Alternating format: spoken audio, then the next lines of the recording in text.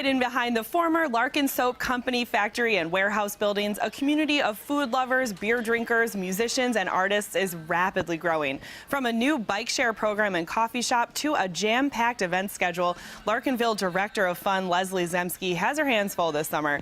We met up so she could introduce us to some of the familiar faces you'll meet at the square this season.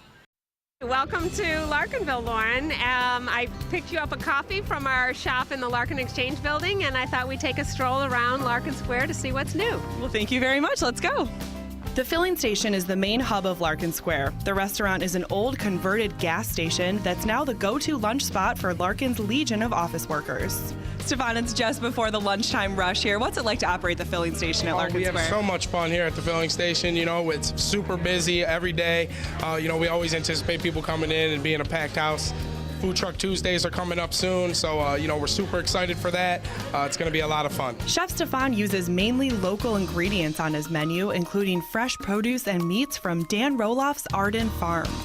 Well, our farm is certified organic from East Aurora, and we offer a subscription to vegetables you can pick up on Tuesdays at Food Truck Tuesday, and we'll also be Thursdays during the middle of the summer at the Larkin Market. And we have to point out the resemblance between what's in your bin here and what's on your skirt, Leslie. What is the connection here? Thanks, Lauren. This is my farm to fashion. So the last couple of years, I've enjoyed the farm share from Dan's produce, and I paint what I take home, and then I've turned it into fabric.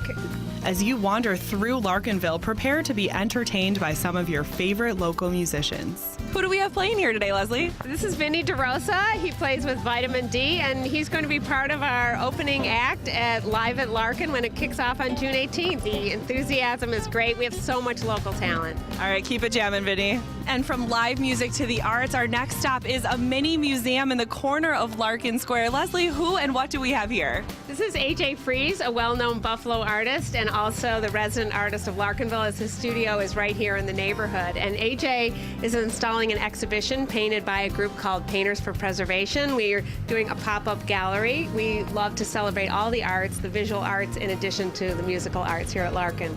And AJ, how has the development of Larkin Square helped fuel your inspiration? What I often do is I take a small break from work and come down on Tuesdays and Wednesdays, interact with people and all the activity, and it does inspire me to go back to work and get even more work done. Of course, there's a different food truck visiting Larkin Square every weekday for lunch, and now the crowds lined up have something great to look at, too.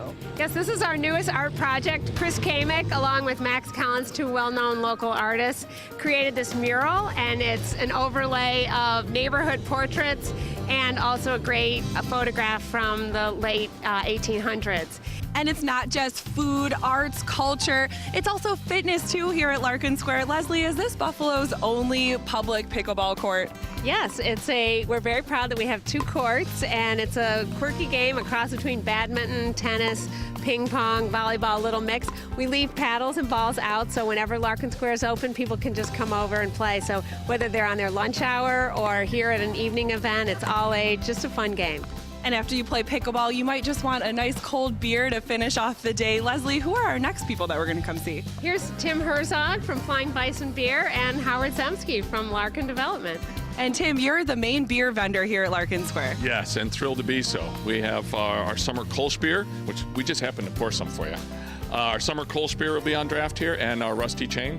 So come on down, Food Truck Tuesdays, music Wednesdays, beer all the time. And not just all the time, you're really moving into the neighborhood. Yeah, when I say all the time, I mean it. We're going to be a block and a half from here at 840 Seneca. So we're under construction and rolling right along. All right, we congratulate you on that. And Howard, this is your vision. This whole space is your vision. How do you see it all playing out this year? It's been great. I think, Leslie's done a great job, obviously, with programming. There's more programming this year than there was last year, and I suspect there'll be more next year as well. So it brings a, upbeat group of people who are very optimistic about Buffalo, who are real participants in the activity. So it's it's a good high that way. And, it's just great to see what's happening in the neighborhood. It's great to see Tim and Flying Bison invest here. We have interest from lots of other folks who are investing down here. So there's more to do all the time. You'll also see construction crews across the street this summer. That's where the Zemski's son, Harry, is hard at work building the square's newest coming attraction. So this is the Hydraulic Hearth restaurant, and it's going to focus on brick oven pizzas and craft beer program. We have a partnership working out with Community Beer Works. You have to use your imagination a little bit, but we're going to have a bar alongside here. There'll be lounge seating. This is the front of the house, and we have a brick oven pizza over here that you'll be able to sit around and watch our cooks stretching pizza. Whether you're a coffee drinker or a beer snob, a food truck fanatic, or an art buff, Western New York's newest hotspot is worth the trip. Even the parking's free.